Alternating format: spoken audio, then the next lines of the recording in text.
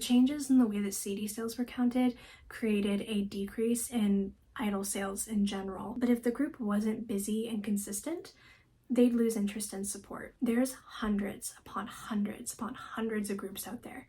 So if there's even a slight slowdown in content from one group, it's very easy for fans to take interest in another group that is more active. With Hello Project having multiple groups under their umbrella that all work together regularly, it's very common for someone to be a fan of multiple groups, if not all of them. So if a group isn't active enough, then fans will be more focused on supporting the groups that are. Kobushi's slowdown period coincides with the debut of Kobushi Factory, and Hello Project has a really poor habit of pulling back on budget for other groups to give as much attention as they can to a new debuting unit. So Kobushi Factory's push to the front definitely contributed to Kobushi's somewhat being put on the back burner, which left them a little weak in fan support when those back-to-back scandals and issues with the group damaged the trust and support that they did have. I think if the group had consistent releases between the album and the JK Ninja Girl stuff, and if the JK Ninja Girl stuff wasn't so dragged out for so long, the group may have been in a stronger place to withstand a lot of what happened to them. A lot of the issues within the group were stemming from private matters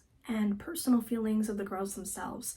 Fuji feeling less motivated to be an idol, Ogawa having anxiety issues and wanting to be a human outside of her job, and Taguchi losing a lot of people that she cared about in a short period of time and feeling overwhelmed by the weight of her responsibility to the group.